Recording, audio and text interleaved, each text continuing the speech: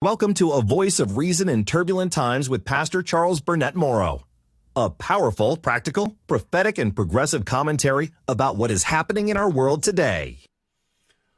The notion, for instance, that there's a gay agenda and that somehow there's some secret cabal of gay lesbian people out there wanting to infiltrate our schools and teach our young people that is the most idiotic, jackass-inane foolishness I've ever heard in my life. And I've been part of this community for over 30 years, nearly 35 years. I lived in New York City, one of the cities in our country with more LGBT people than any city in the world. I remember years ago, as we were struggling to build our ministry in New York City, I knew people who belonged to different organizations, political organizations, social organizations, and in the community, and many of them operated out of the local LGBT community center there on 13th Street in Manhattan. And many of these people told me, they said, Charles, let me tell you a little secret. There is nothing, there is no cause on this planet that has been able to garner a huge amount of support within the LGBT community. They say, honestly, just about every organization, just about every group, just about every club, just about every thing that someone tries to do with the goal of bettering our community and helping our community and all, they told me, they said, you can go to any one of their meetings and you'll be lucky if they have half a dozen people there. And I had several people, not just one or two folks, I literally had several people tell me this. They said, honestly, every single group we have, every single organization we have, every single thing we try to do, we're lucky if we can get a bare minimum amount of support. Because, frankly, there is not enough commonality. Listen to me, folks. There is not enough in common within the LGBT community for there to be very many people who are willing to swarm around the same issue or fight for the same cause. Said, this community is so diverse, it's as diverse as any people. We're as diverse as the country that we live in. We have the same racial diversity. We have the same age diversity. We have the same lifestyle diversity. Yes, I said lifestyle diversity, because the notion that there is a gay, quote, lifestyle is as idiotic and stupid a notion as anybody could ever put forth. There is no such thing as a gay lifestyle any more than you can say that there is a straight lifestyle. Who you engage in intimacy with, whom you are drawn to in terms of seeking out companionship and a relationship. My friend, that is not a lifestyle. That's not even close to a lifestyle.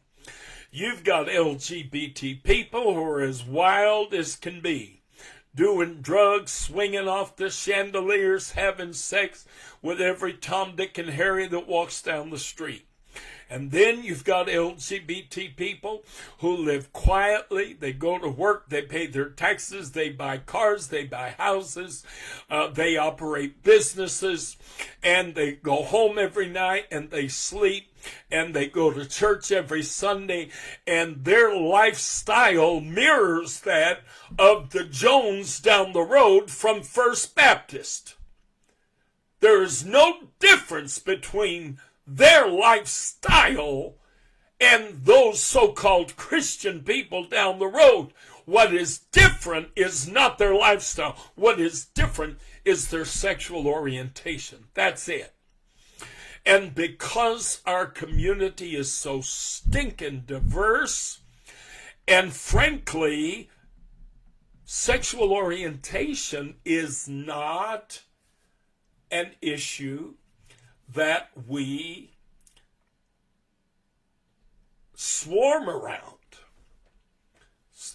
Just because I open a church and I say, hey, this church is affirming of LGBT people. Well, I got news for you. Not every LGBT person on the planet who's interested in going to church is automatically going to be drawn to our church. No, it don't work that way, baby. Not by a million miles. No, because our church is a spirit-filled church. It's not like a Baptist church. It's not like an Episcopal church. It's not like a Catholic church. It's not like a Presbyterian church. Are there churches in the LGBT community that are like all of these? Absolutely. There are movements within every single denomination in Christianity. From Quaker, including the Jewish people. There are Jewish gay groups. There are Baptist gay groups. There are Presbyterian gay groups. There is Catholic gay group called Dignity, for that matter. So there are all kinds of variations. So you see, just on the strength of sexual orientation alone, does our ministry draw people based on the strength of our position relative to LGBT orientation? Not in the least, not even close. Because there are any number of areas where people may not agree with us. There are any number of areas where people may differ with us. You know, I talk more conservatively in terms of how people ought to conduct themselves and how people carry themselves. And there's a lot of LGBT people who believe exactly the opposite. And they think we ought to be shouting how big our privates are and screaming, out measurements in the middle of the street. And therefore, they're in complete and utter disagreement with me, So, no, there is not enough commonality in the LGBT community. If you think for one stinking minute that there is any kind of organization, any kind of structure that is trying to affect the education of our children in America and blah, blah, blah, blah, blah, blah, blah, all this jackass and that are trying to groom children and all that. Folks, that is the biggest pile of manure that anybody could possibly shovel. It is just pure garbage. I've been in this community for 35 years, and I can guarantee you that is pure garbage. Are there some perverts in our community? Sure there are. Sure there are. I got a cousin, a young lady, when she was a young lady. She was regularly, consistently molested by an uncle. And her uncle. And that visited tremendous damage on her life, and that damage was in her life till the day she died. She could not overcome a lot of the damage that was done to her.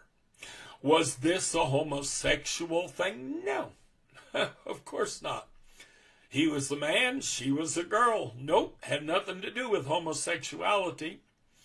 But of course, anybody who understands the perversion of adults manipulating children and engaging in sexual activity with children, anyone who understands the psychology behind that understands that it's really about control, it's about manipulation.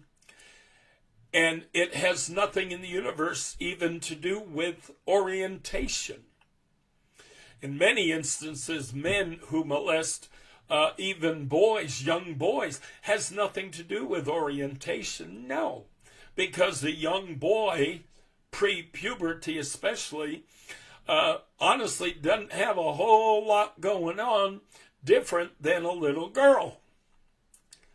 It's not until after puberty. That's why these child molesters and these, people who engage in these kind of things, that's why they lose interest in somebody once they hit a certain age. Has nothing in the world to do with sexual orientation. It has to do with being able, they enjoy the game. They enjoy manipulating and controlling. They enjoy being able to deceive and fool. Okay. A voice of reason in turbulent times with Pastor Charles Burnett-Morrow, speaking truth at a time when truth is in short supply.